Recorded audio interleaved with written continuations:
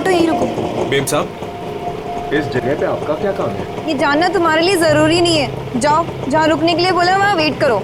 ठीक है, जैसी आपकी मर्जी।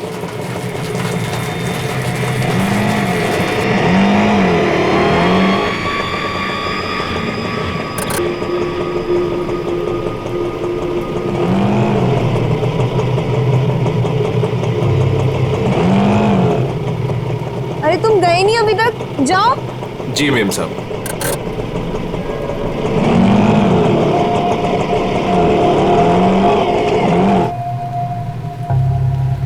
हेलो विशाखा, मैं करिश्मा बोल रही हूँ। मैं एमजी रोड के यहाँ कंस्ट्रक्शन बिल्डिंग पे खड़ी हूँ।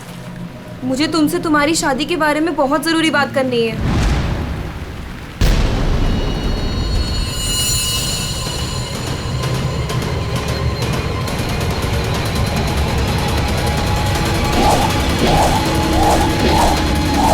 मेम साहब, मेम साहब, मेम साहब, कहाँ चली गई? मैं तो यहीं छोड़ के गया था। मेम साहब, मेम साहब।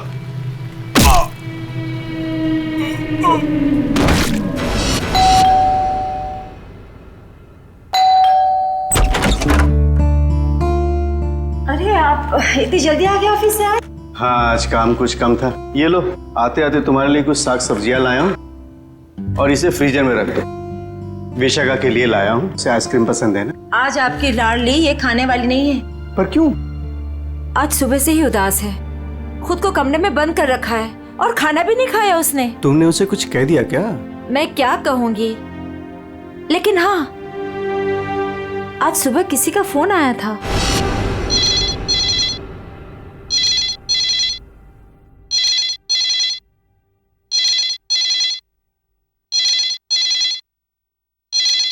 हेलो। हेलो, विशाखा बोल रही हो? जी हाँ, विशाखा बोल रही हूँ। देखो, मुझे तुमसे बहुत ज़रूरी बात करनी है। ये बात तुम्हारी शादी के बारे में है। शादी? कौन सी शादी? मुझे इस बारे में कोई बात नहीं करनी है। प्लीज मुझे दोबारा कॉल मत कीजिए।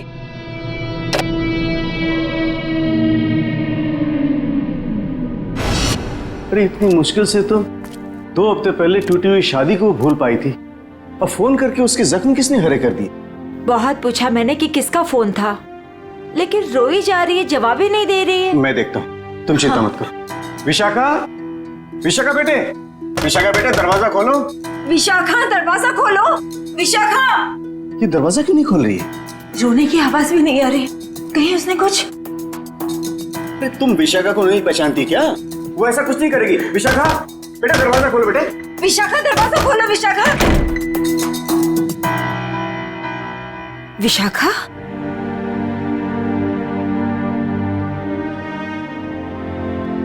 विशाखा बेटे, वो शादी वाले फोन कॉल से चिंता में है ना तू?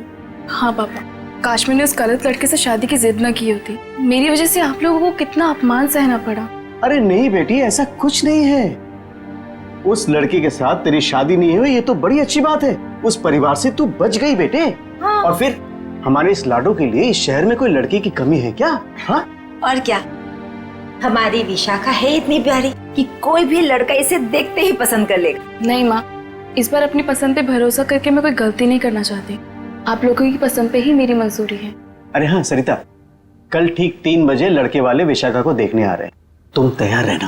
आपने पहले क्यों नहीं बताया? ओहो श्रीमती जी, तो अब तो बता दिया ना। हाँ? पापा, मुझे भगाने की बहुत जल्दी है ना आपको? मैं क्यों नहीं, अब इसकी शादी हो जाएगी तो इस कमरे को मैं अपना स्टडी रूम बना लूंगा। अच्छा, तो मैं भी अपना रूम लॉक करके जाऊंगी ससुराल।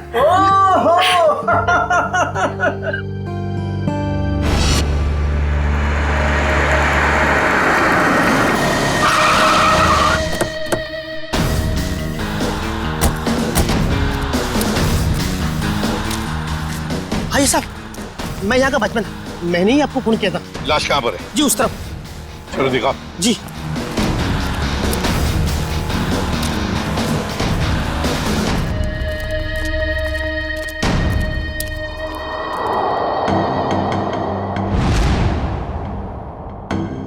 ये ईंटें निकालो।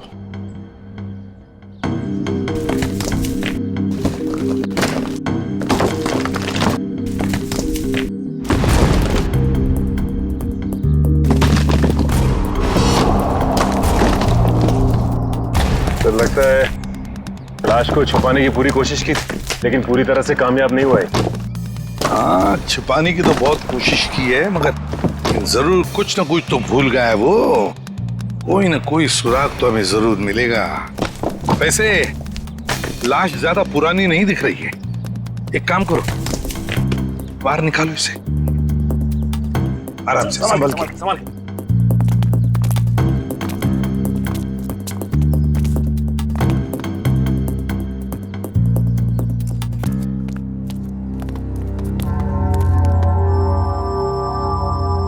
ये देखो, बड़ी बेरहमी से मारा है इसे। सामने से सीधे चाकू घोंप दिया सीने में। हाँ सर, देख के लगता है कि इसे चीखने चिल्लाने का मौका ही नहीं मिला। ये देखो, इसके सिर के पीछे भी चोट है। लगता है जिसने भी ये किया है ना, शायद पीछे से आकर इस रिक्शा वाले के सिर पर पीछे से हमला किया, वार किया। ये बेचारा मुड़ गया हमलावर को देखने के लिए, तो सामने से चाकू घोंप दिया।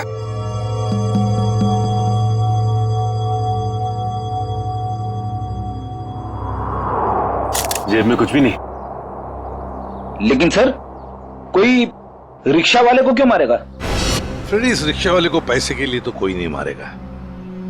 हो सकता है इस रिक्शा वाले का किसी के साथ झगड़ा वगड़ा हुआ होगा या आपसी दुश्मनी हो, लेकिन अगर इसकी लाश यहाँ पर है, रिक्शा कहाँ पर होगी?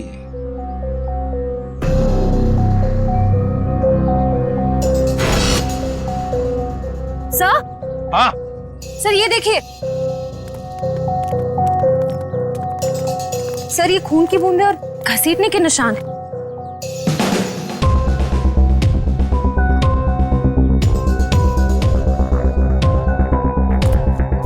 ये देखो, लगता है जिसने भी ये किया है, इस रिक्शा वाले को यहाँ से घसीट कर वो लेकर गया वहां ईंटों में छुपाने के लिए। वो क्या है?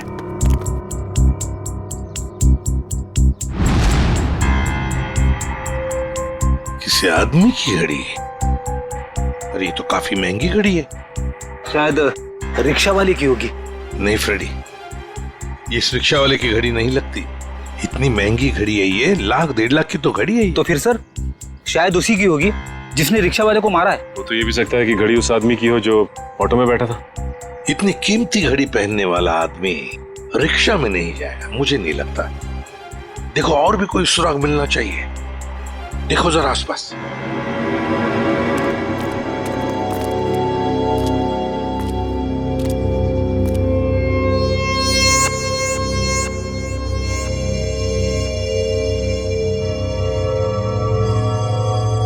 अरे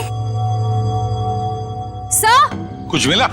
हाँ सर, किसी लड़की की ये डायमंड इयररिंग मिली है, यहाँ नीचे गिरी हुई थी। इयररिंग? इसका तो एक ही मतलब हो सकता है, जब ये हादसा हुआ तब कोई लड़की यहाँ पर मौजूद थी। तो खून लड़की ने किया? सचिन, पता नहीं खून किसने किया, लड़की ने या और किसी ने, लेकिन एक बात तो जरूर है कि ये लड़की उस रिक्शा वाले के साथ मौजूद थी। सर, हो सकता है ये लड़की उस ऑटो वाले की सवारी थी। लेकिन लड़की यहाँ ऐसी जगह क्या करने आई थी? कुछ ना कुछ तो और ही चक्कर है। जो भी हो, उस हादसे में जरूर हाथापाई हुई होगी, जिसकी वजह से वहां पर वो घड़ी मिली और अब ये इयररिंग। ये केस तो बहुत पेचीदा हो गया। इतने सारे सवाल लेकिन जवाब इतने कम। सारे सवालों का जवाब इसी बिल्डिंग में है। इस बिल्डिंग को अच्छी तरह से छान मारते। Let's go.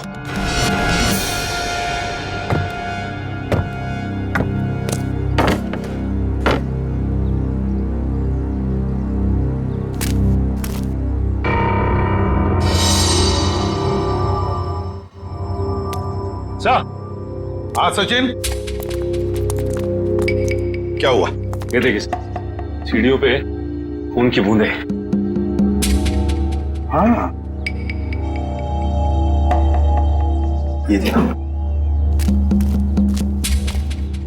सर ये तो बहुत ही अजीब बात है, लाश वहां पर और खून की बूंदें यहाँ।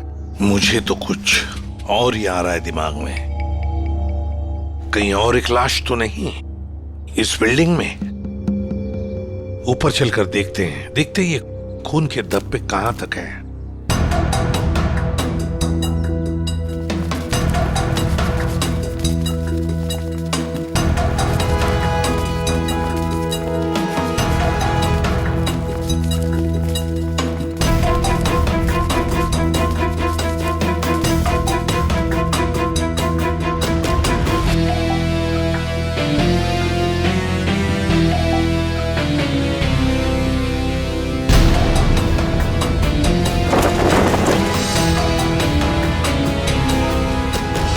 भाई साहब मैं तो कहता हूँ अभय और विशाखा एक दूसरे के लिए बिल्कुल सही है। दोनों के ख्यालात मिलते जुलते हैं, दोनों का स्वभाव एक है और वैसे एक साथ स्कूल में पढ़ चुके हैं। बेटा तुमने हमें बताया नहीं कि तुम अभय को पहले से जानती हो? नहीं पापा, अभय मेरी क्लास में नहीं थे। वो क्या है ना अंकल, हम दोनों की क्लासेस सेम थी पर सेक्शन अलग अलग थे। आप सेक्शन ए में थी और मैं सेक्शन सी में था। बात यह है ना जी, अभय के लिए एक से बढ़कर एक खानदान से रिश्ते आ रहे हैं, लेकिन इससे मना कर दिया है। स्कूल के वक्त से ये आपकी बेटी से प्यार करता है, लेकिन कह नहीं पाया, इसलिए आज मुझे आना पड़ा कहने के लिए। पापा प्लीज, आप मुझे एम्बैरेस कर रहे हैं। नैना और अनुष्का कैसे हैं? स्कूल टाइम से तुम्हारे बेस्ट फ्रेंड हुआ करते थे वो लोग। हाँ, नैना भी बेंगलोर में जॉब कर रही है और अनुष्का की रिसेंटली शादी हो गई है मसूरी में। सुना है बहुत ही खूबसूरत जगह है वो। जी। वैसे तो साउथ अफ्रीका भी बहुत ही सुंदर जगह है।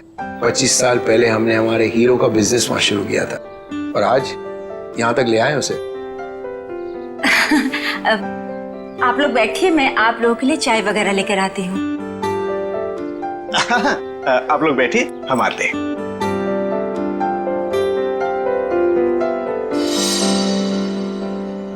क्या बात है सरिता, क्या हुआ? देखिए, लड़का और परिवार तो मुझे अच्छे लग रहे हैं, लेकिन एक बार आप साफ साफ पूछ लीजिए, लेन देन की जो भी बात है। सरिता क्यों चिंता करती हो?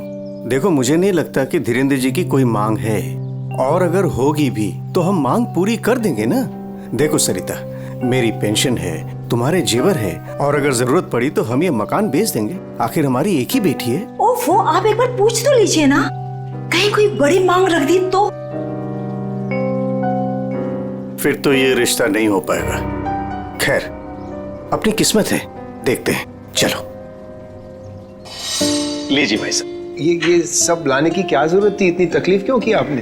अरे क्या कहते हैं भाई साहब, ये तो कुछ भी नहीं है, ये तो आपको लेना ही पड़ेगा। चाय लीजिए। ये लो बेटे।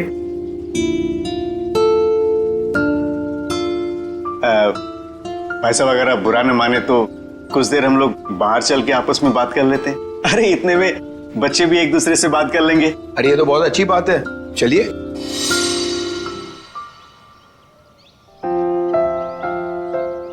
भाई साहब, आपका बेटा हमें बहुत पसंद है। मुझे भी बिल्कुल विशाखा जैसी बहू चाहिए थी। अगर विशाखा अभय को पसंद करे। उसकी फिक्र आप मत कीजिए, हमारी मंजूरी में ही उसके यहाँ है। ये तो बड़ी अच्छी बात है, तो मैं बात पक्की समझूं? जी जरूर। धीरेन्द्र जी, अगर आपकी कोई मांग हो तो आप मुझे। ये कैसी बात कर ली आप लोगों ने? अरे भाई, भगवान का दिया हुआ सब कुछ है हमारे पास। आपकी बेटी सिर्फ 2 जोड़ी कपड़ों में चाहिए, ये आप कर पाएंगे या नहीं? मुझे समझ में नहीं आता कि मैं आपका ये कर्ज कैसे चुका पाऊंगा। लेकिन हमारी एक शर्त है। शर्त? ये शादी 2 दिनों में हो जानी चाहिए। 2 दिनों में शादी की तैयारियां हम कैसे कर सकते हैं? देखिए, ये हमारी एक ही बेटी है, हम चाहते हैं कि उसकी शादी बड़े धूमधाम से हो, इसलिए थोड़ा अगर आप हमें वक्त दे दे तो। देखिए भाई साहब, मैं आपकी बात समझता हूँ, लेकिन 3 दिनों के अंदर मुझे साउथ अफ्रीका पहुंचना है। सिर्फ मेरे बेटे की वजह से मैं अपना पूरा कारोबार छोड़ के आया हूँ। अगर आप ये नहीं कर पाओगे तो ये रिश्ता नहीं होगा। हाँ? सोच लो आप लोग।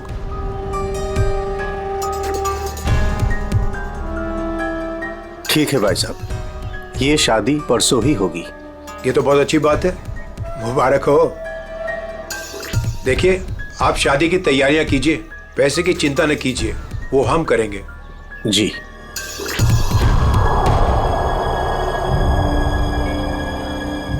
कैसे? तुम चिंता मत करो सरिता, भगवान की जो मर्जी है वही होगा। चलो शादी की तैयारी करते हैं।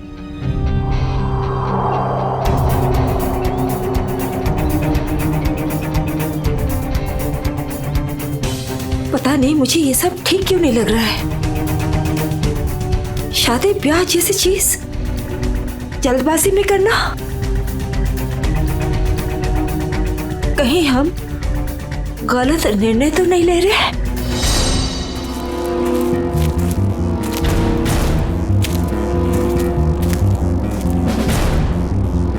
सर, इस लड़की का चेहरा तो पूरी तरह से बिगड़ चुका है। इसकी पहचान करना बहुत मुश्किल होगा। तो सर, लड़की के पास से ना ही कोई आइडेंटिफिकेशन मिला है, ना ही कोई मोबाइल। तो लाश को देख के लगता है कि इसकी और उस ऑटो ड्राइवर की मौत लगभग एक ही वक्त हुई है सर।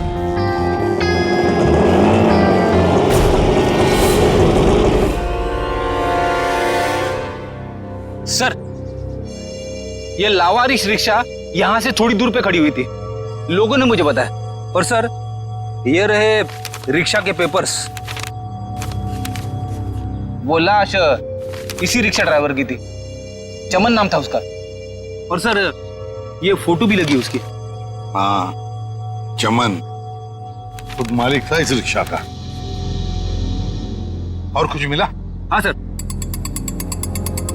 मोबाइल मिला है सर, लेकिन सर बैटरी डाउन है इसकी। ठीक है, कोई बात नहीं, इसमें से हमें बहुत कुछ इंफॉर्मेशन मिल सकती है।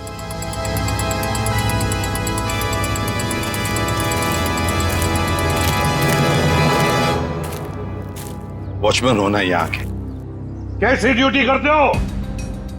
दो खून हुए यहाँ पर। साहब जी, ये सब कैसे हुआ?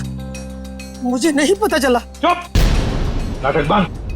जरा याद करके बताओ, क्या कोई आया था यहाँ पर इस रिक्शा में से? कोई नहीं आया था इस रिक्शा से। ये कैसे हो सकता है? हा? कोई बिल्डिंग से ऑटो दूर क्यों खड़ा करेगा? बताओ कौन आया था? हाँ साहब जी, याद आया, जब मैं खाना खाने गया था ना, जरूर कोई आया होगा। झूठी करते हो।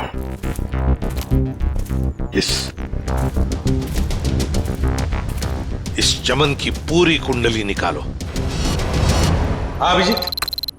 सर, वो ऑटो वाले के फोन की डिटेल मिल गई है सर। ये 11 बजे के करीब ममता नगर से निकला और 11:30 बजे जेल स्टेशन पे पहुंच गया। ये MG road under construction building पे कब पहुंचा? सर, 12:30 बजे।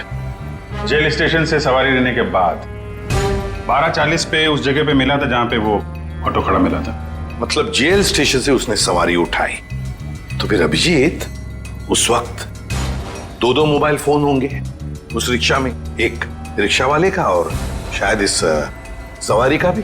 हाँ सर, मोबाइल कंपनी वालों ने बताया कि रिक्शे वाले के मोबाइल के साथ साथ एक और मोबाइल ट्रैवल कर रहा था। चेवंती और पेटी लगे हैं उसका डिटेल निकालने में। चलो अच्छा। अब देखना यह है कि सर वो सवारी विक्टिम थी या मुजरिम। सर, हाँ सर, वो जो ऑटो की सवारी का मोबाइल नंबर था वो दिल्ली का नंबर है और किसी करिश्मा के नाम पे रजिस्टर्ड है। दिल्ली? अच्छा, इस करिश्मा के बारे में और कुछ पता चला? नहीं सर, और कुछ डिटेल्स तो अभी पता नहीं चल पाए हैं। ये तो पता चला होगा कि उसने आखिरी कॉल किसको किया। किसी लैंडलाइन नंबर पे किया था आखिरी कॉल। पोपटवाड़ी का कोई उदय कुमार है। पोपटवाड़ी, उदय कुमार। पंकज, काम करो, इस दिल्ली वाली करिश्मा के सारे डिटेल निकाल, पूरे के पूरे डिटेल। और अभिजीत, इस पोपटवाड़ी के उदय से मिल लेते हैं, पता तो चले ऐसी भी क्या बातें हो रही थी करिश्मा और उसके बीच में। इसका चेहरा तो बहुत बुरी तरह से बिगड़ गया है, एकदम तहस नहस हो गया है। सर, इनके फेस को हम रिकंस्ट्रक्ट नहीं करवा सकते? बहुत मुश्किल काम है तारिका, बहुत वक्त लगेगा। हाँ, लेकिन एक बात जरूर पता चल गई। ये पता चल गई कि ये काम क्या करती थी। क्या काम? तारिका, ये लड़की एक नर्स थी। नर्स? ये देखो, ये देख रहे हो, ये इसकी उंगलियों पर और ये अंगूठे पर ये कॉल। ये निशान तो ज्यादातर उन्हीं लोगों के हाथों में होता है ना जो दूसरों को इंजेक्शन देते हैं। एग्जैक्टली तारिका। अब मुझे लगता है ये खून या तो किसी बदले की भावना से किया गया है या फिर कोई प्यार व्यार का चक्कर। प्यार व्यार का चक्कर? तुमको ऐसा लगता है तो तुम फोरेंसिक आते ही क्यों? तुम अब से मत आया करो हमारे लैब में प्लीज। हाँ, अरे ये क्या? हाँ, और अभिजीत, तुम्हारे और मेरे बीच में जो भी था ना वो खत्म। प्यार का चक्कर। सीआईडी यहाँ सब कुछ ठीक तो है ना? देखिए, आप फिक्र मत कीजिए, हमें पता है आपके घर में शादी का रस्म चल रहा है, लेकिन देखिए बात कुछ ज्यादा नहीं है, सिर्फ 2 मिनट की बात है। एक बात बताइए, कल लैंडलाइन पे कोई अनजान फोन आया था आपको? हाँ, मेरी बेटी विशाखा ने फोन उठाया था। जरा बुलाइए ना विशाखा को। विशाखा बेटी 1 मिनट इधर आना। हाँ जी, 1 मिनट। जी पापा। बेटे ये हाय विशाखा, शादी मुबारक हो। Thank you. हम सीआईडी से हैं, मैं इंस्पेक्टर श्रेया। कल सुबह 10 बजे लैंडलाइन पे एक कॉल आया था। जी आया था। किसका फोन था? किसी करिश्मा का फोन था, बट मैं उसे नहीं जानती। अगर तुम उस लड़की को नहीं जानती हो तो उसने तुम्हें क्यों कॉल की? दरअसल वो मुझसे मिलना चाहती थी, पर मैंने उसे मना कर दिया। तुम तो कह रहे हो तुम उसे जानती तक नहीं, फिर भी वो तुमसे बात करना चाहती थी। कोई ना कोई तो वजह जरूर होगी, हैं? बताओ। शायद वो मेरी शादी के बारे में कुछ बात करना चाहती थी। क्या क्या बात करना चाहती थी? कुछ बताया उसने? जी, तब तक तो मुझे भी नहीं पता था कि मेरी शादी होने वाली है। वो शायद मेरी पिछली शादी के बारे में बात करना चाहती थी। मतलब विशाखा, तुम्हारी पहले भी एक शादी तय हो चुकी थी जो टूट चुकी है। देखिए प्लीज, अगर इस बारे में इस वक्त बात न करें तो अच्छा होगा। बड़ी मुश्किल से उस सदमे से ये उभर पाई है। प्लीज। पापा, इट्स ओके, मुझे उस बात से कोई फर्क नहीं पड़ता है। पर आप इस फोन कॉल के बारे में मुझसे इतने सवाल क्यों पूछ रहे हैं? दरअसल बात यह है कि करिश्मा नाम की उस लड़की का। एक मिनट, मैं समझाता हूँ। देखिए, ये करिश्मा जिसने फोन किया था यहाँ पर, हम उससे मिलना चाहते हैं एक केस के सिलसिले में। ये करिश्मा कोई मुजरिम है क्या? क्या इसने कोई जुल्म किया है और ये मुझसे क्यों बात करना चाहती है? देखो, करिश्मा मुजरिम है या नहीं ये अब तक तय नहीं हुआ है। खैर छोड़ो, आप लोग शादी की तैयारियां करो। और विशाखा, हम सब की तरफ से शादी मुबारक हो। Thank you.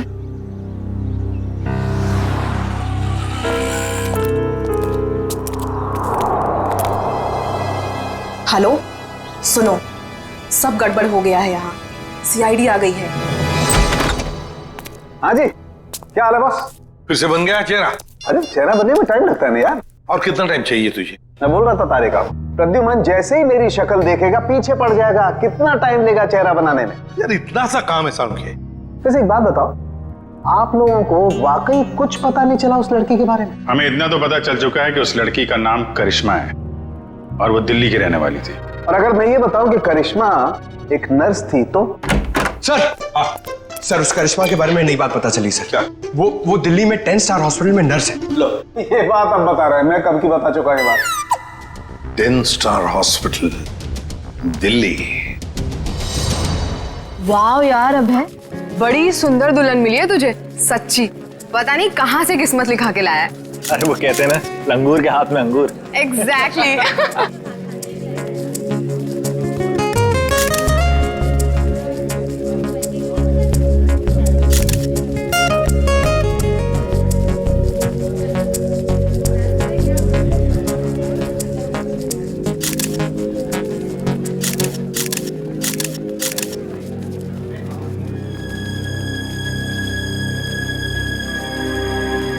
उदय जी, आप रो रहे हो? सब ठीक तो है ना? ये तो खुशी के आंसू हैं। आज अपने बेटी को दुल्हन बना जो देख पा रहा हूं मैं, इसलिए। आपसे कुछ बात करनी थी। हाँ हाँ, तो कहिए ना। यहाँ कहना ठीक नहीं होगा, जरा अंदर चलिए ना। क्यों, हमसे शादी में कुछ कमी रहेगी है क्या? नहीं नहीं नहीं नहीं, वो सब ठीक है, A1। देखिए, सारे मेहमान आ रहे हैं, अगर हम यहाँ से चले गए तो कुछ परेशानी हो जाएगी। फेरे हो जाए, उसके बाद दोनों बैठ करके बातें करते हैं। देखिए, मेहमानों को छोड़िए, आप अंदर चलिए, वरना ये शादी नहीं होगी।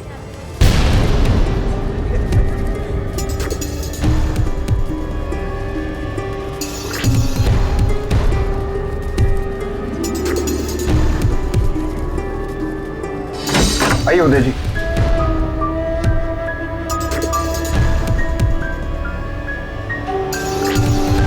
धीरेन्द्र जी, बात क्या है आप बताइए ना। देखिए मेरी परेशानी बढ़ती जा रही है। अरे भाई परेशान होने की कोई बात नहीं, एक छोटी सी रिक्वेस्ट है। कैसी रिक्वेस्ट? आपको याद है मैं आपके घर आया था आपकी बेटी को देखने, और मैंने आपको कहा था मुझे दहेज बिल्कुल नहीं चाहिए। जी मुझे अच्छी तरह से याद है, आपने कहा था कि आपको दहेज नहीं चाहिए, तो अब क्या चाहिए आपको? मैं अपनी जुबान का पक्का हूँ, कहा ना दहेज नहीं चाहिए, दहेज नहीं लूंगा। हाँ मगर आपको दहेज नहीं चाहिए तो क्या चाहिए?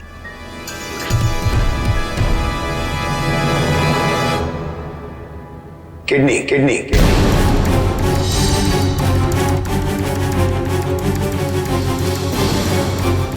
किडनी? पर किसकी? मैं शायद आपको बताना भूल गया कि मेरी तबीयत दरअसल ठीक नहीं रहती, और जल्द से जल्द अगर किडनी ट्रांसप्लांट नहीं हुआ तो मैं ज्यादा दिन नहीं बच पाऊंगा।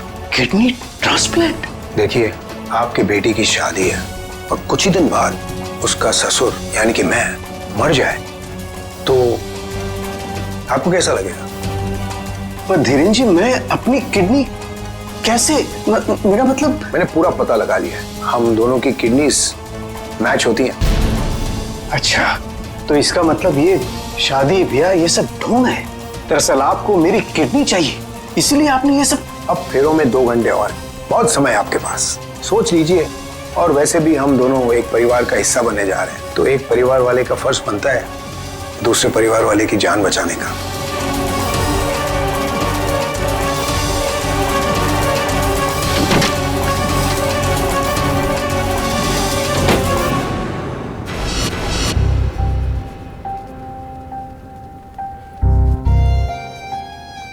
आपको दहेज नहीं चाहिए तो क्या चाहिए?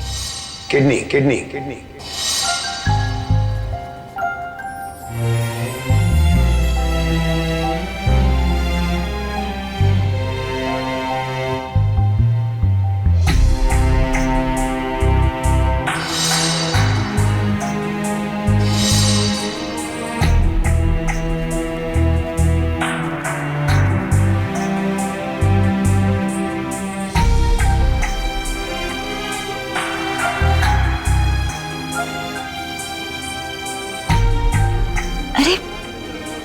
चले गए थे आप? कुमार साहब आए हैं अपनी पत्नी के साथ, वो आपको ढूंढ रहे थे। सरिता आओ मेरे साथ, 2 मिनट तुमसे बात करनी है। चलो।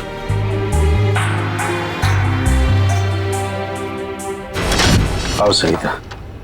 क्या हुआ मुझे बताएंगे भी? सरिता दरवाजा बंद कर दो, बताता हूं।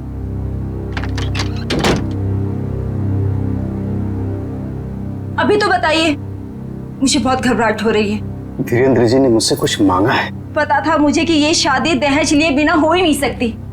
वैसे कितने पैसे मांगे हैं उन्होंने? नहीं उन्होंने मुझसे पैसे नहीं मांगे। तो फिर? सरिता उन्होंने मुझसे मेरी किडनी मांगी है। किडनी? हाँ सरिता। हे भगवान, इसका मतलब ये सब शादी वादी ढोंग है। वो आपकी किडनी लेना चाहते हैं? मुझे भी यही लग रहा है। ये अचानक से उनका मेरे घर आना, फिर 2 दिन में शादी और अब ये सब कुछ। सरिता मुझे तो इसमें बहुत बड़ी साजिश लग रही है। तो क्या अब हमारी विशाखा की शादी फिर से टूट जाएगी? अगर मैंने किडनी नहीं दी तो ऐसा ही होगा। ना सरिता तुम मत रो।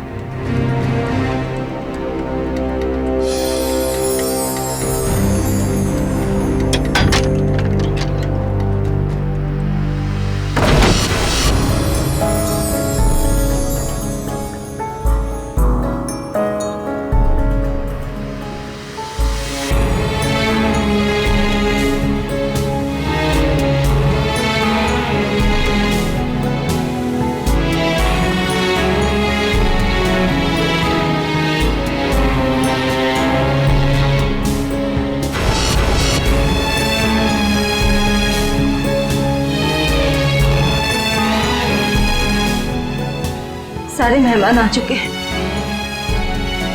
और अगर इस बार भी हमारी विशाखा की शादी नहीं हुई तो वो पूरी तरह टूट जाएगी।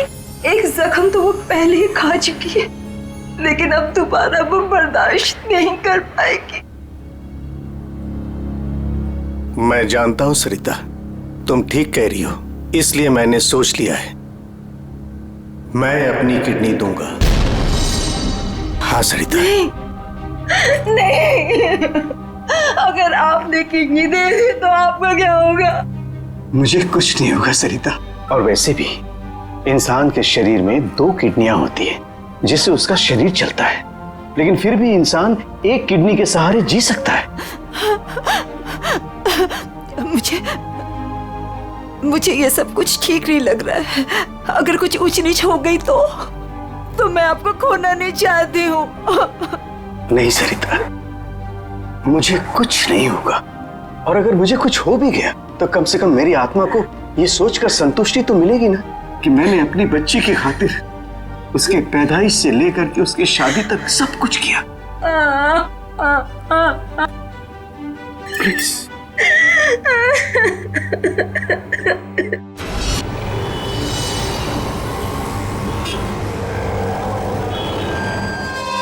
हेलो सर, मैं अनुज, इस हॉस्पिटल का डीन। करिश्मा की मौत की खबर सुनकर आई एम शॉक्ड। वो बहुत ही काबिल नर्स थी। वैसे डॉक्टर साहब, एक बात समझ में नहीं आ रही है, ये करिश्मा ने अचानक से छुट्टी क्यों ली और फिर यहाँ से मुंबई चली गई? कोई खास वजह थी क्या छुट्टी लेने? उसने छुट्टी ली और यहाँ से चली गई। अब यहाँ से जाने के बाद वो कहाँ गई, किस लिए गई, इसके बारे में हमें कुछ नहीं पता।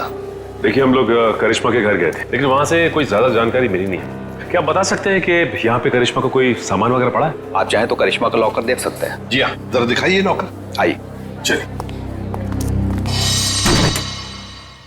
अरे सर, इस लॉकर को देखकर मुझे मेरी नानी की अलमारी याद आ गई।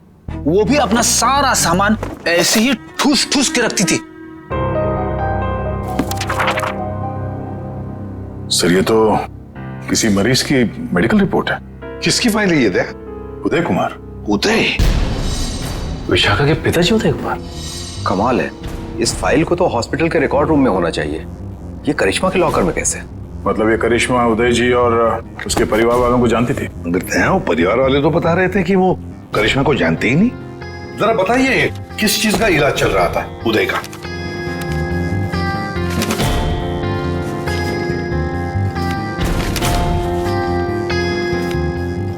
क्या डॉक्टर साहब, आपके चेहरे का रंग उड़ा हुआ क्यों है? उदय जी को फूड पॉइजनिंग थी और उनके सारे टेस्ट किडनी के करवाए गए हैं। क्या? यार ये क्या चक्कर है? नहीं दया, कुछ न कुछ तो गड़बड़ जरूर है, कुछ न कुछ तो गड़बड़ है। अच्छा डॉक्टर साहब, इस करिश्मा का बर्ताव कुछ अजीब लगा आपको? मतलब कुछ गड़बड़ लगा आपको कभी? नहीं, ऐसा तो कुछ भी नहीं लगा। सर, ये देखिए। माय गॉड, तो ये बात है। क्या बात है उदय? अरे डॉक्टर चंद्रप्रकाश, आओ बैठो बैठो। ये अचानक क्या बात करना चाहते हो तुम मुझसे? और भाभी जी क्यों रो रही हैं? शादी में कोई मदद वगैरह चाहिए? डॉक्टर, शादी की कोई बात है ही नहीं। अच्छा, तुम ये फाइल मेरी देखो ना, मेरी मेडिकल फाइल। ये फाइल चेक करके बताओ कि क्या मैं अपनी एक किडनी डोनेट कर सकता हूँ? उदय, तुम्हारी बेटी की शादी हो रही है और इस वक्त तुम्हें ये सवाल सूझ रहा है? डॉक्टर, शादी न रुके इसलिए तो मैं ये बात पूछ रहा हूँ तुमसे। बताओ ना। क्या मतलब है? मतलब मैं बाद में तुम्हें समझाऊंगा। तुम पहले मुझे ये बताओ कि मैं एक किडनी के सहारे जी सकता हूँ या नहीं। बताओ डॉक्टर, मुझे प्लीज बताओ ना।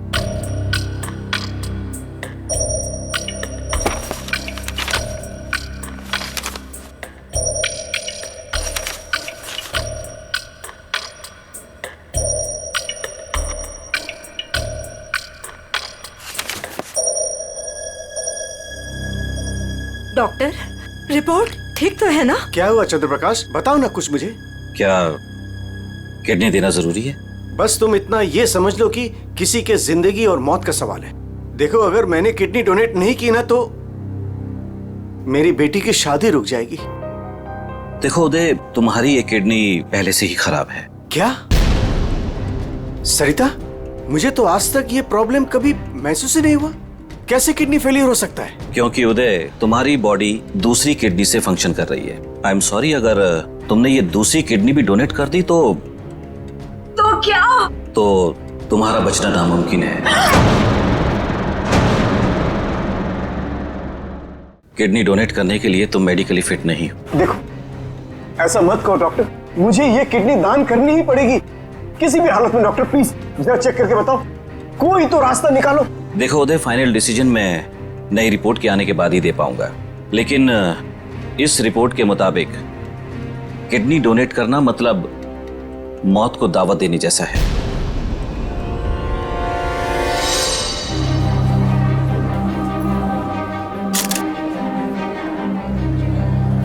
आओ। क्या हुआ माँ, आप परेशान लग रही हैं? नहीं, ऐसी कोई बात नहीं, फेरे का समय हो गया है, आओ।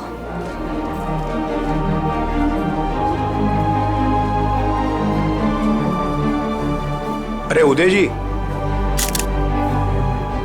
आप ही को ढूंढ रहा था। फेरे लगवाएं या फिर मैं बारात वापस? जी नहीं, बारात वापस ले जाने की नौबत नहीं आएगी। मुझे पता था आप बड़े समझदार इंसान हो, सही डिसीजन लिया। और वैसे आप अपनी बेटी को इतना प्यार जो करते हो, आइए। यकीन नहीं आ रहा है दया, शादी के नाम पे ऐसी सौदेबाजी।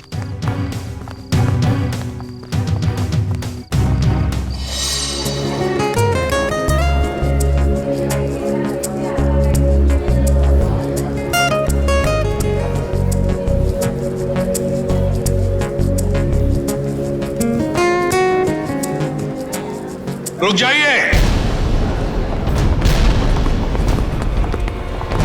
सरिता जी। जी। उदय जी कहाँ है? वो तो यही। कहाँ है उदय जी? यही तो थे, कहाँ चले गए? आप लोग यहाँ फिर से, क्या हुआ? हमारा उदय जी से बात करना बहुत जरूरी है, जरा बुलाइए उन्हें। उदय जी। उदय जी कहाँ गए उदय जी? बुलाइए। मम्मी पापा कहाँ चले गए? आपके पापा कहाँ हैं? इसका जवाब अब ये देंगे धीरेन्द्र जी। क्यों धीरेन्द्र जी, जवाब देंगे ना? मुझे कुछ नहीं पता।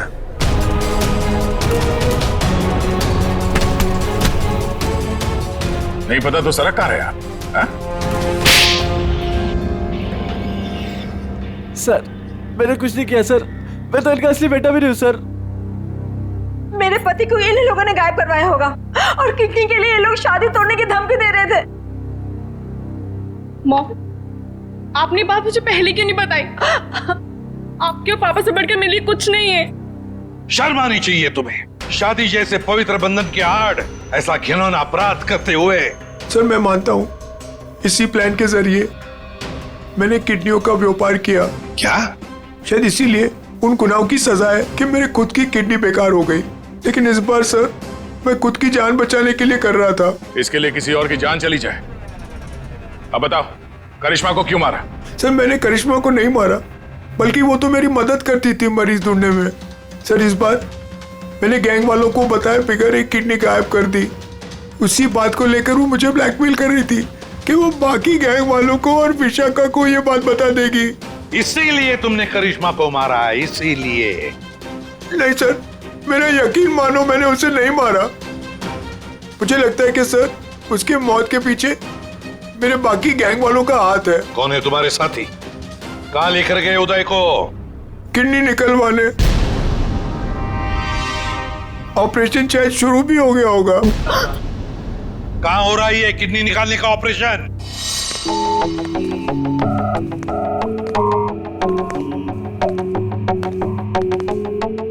चल डॉक्टर, ऑपरेशन शुरू कर। देखो तुम जो ये कर रहे हो ना, ठीक नहीं कर रहे हो। बकवास बंद कर और अपना काम कर जल्दी।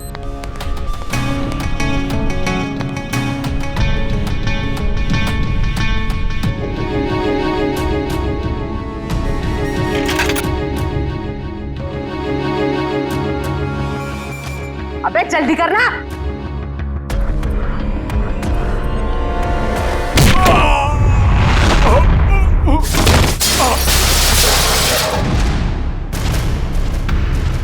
कौन है वहां?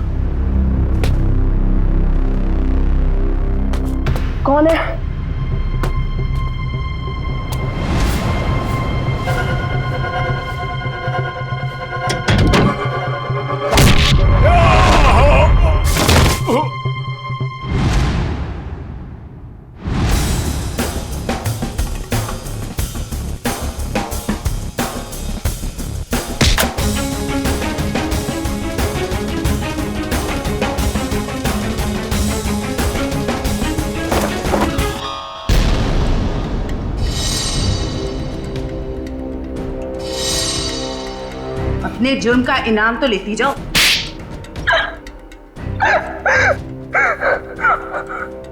ये सारा षड्यंत्र हमने सिर्फ लोगों की किडनियां हथियाने के लिए किया है। ये सब पता है हमें। ये बताओ करिश्मा को क्यों मारा तुम? क्योंकि करिश्मा हमें धोखा दे रही थी। लेकिन तुमने करिश्मा का खून किया ये बात तुमने धीरेन्द्र से क्यों छुपाई? ताकि जब धीरेन्द्र किडनी ट्रांसप्लांट के लिए ऑपरेशन थिएटर में आए तो वहां उसे आराम से मार सके, ताकि वो खून ना लगकर एक हादसा लगे। और उदय की किडनी तुम ऊंचे दाम में बेचना चाहती थी, क्योंकि उदय का blood group Bombay blood group है, एक रेयर ब्लड ग्रुप है ना? यही प्लान था सर, लेकिन आप सीआईडी वालों की वजह से वो सब चौपट हो गया। करिश्मा का खून और कितने सारे मासूम लोगों की किडनियों की चोरी, तुम्हें तो फांसी ही होगी। इतना काफी है तुम्हें फांसी के फंदे तक पहुंचाने के लिए। जयवंती, ले जाओ इसे। सर।